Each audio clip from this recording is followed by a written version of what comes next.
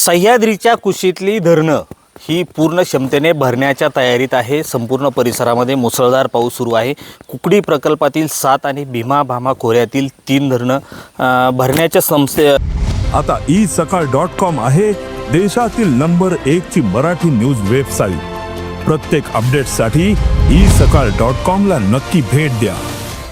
क्षमतेमध्ये आहेत। सह्याद्रीच्या कुशीमध्ये मुसळधार पाऊस सुरू आहे। भीमाशंकर असेल, नाणेघाट असेल, या संपूर्ण परिसरामध्ये गेल्या 15 दिवसापासून मुसळधार पाऊस सुरू आहे।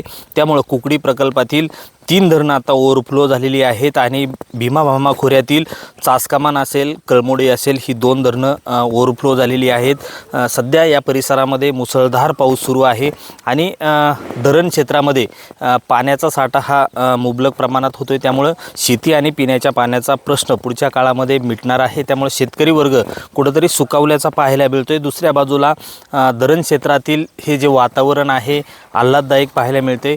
चारही बाजूने हिरवेगार डोंगर, डोंगर कड्यावरून खळखळ वाहणारे धबधबे, पांढरं शुभ्र धुकं, या संपूर्ण परिसराचं हे वातावरण जे आहे हे आल्हाददायक आहे।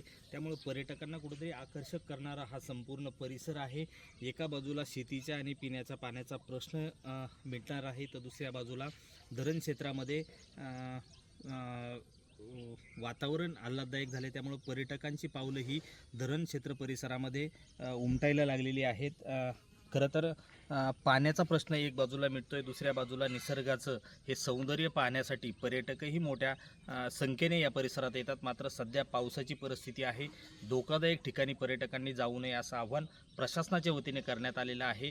त्यामुळे सध्या पावसाळा सुरू आहे, धोकादायक ठिकाणं असतात, या ठिकाणावरती पर्यटकांनी जाऊ नये असं आव्हान या ठिकाणी प्रशासनाच्या वतीने करण्यात आले। रोहिदास गाडगे, साम टीव्ही न्यूज, भीमाशंकर, पुणे। देश विदेशातील प्रत्येक घडामोडींचे लाईव्ह अपडेट मिळवण्यासाठी आता साम टीव्हीच्या सर्व सोशल मीडिया प्लॅटफॉर्मला लाईक, फॉलो आणि सबस्क्राईब करा। तसंच सर्व नोटिफिकेशनसाठी बेल आयकॉन प्रेस करायला विसरू नका।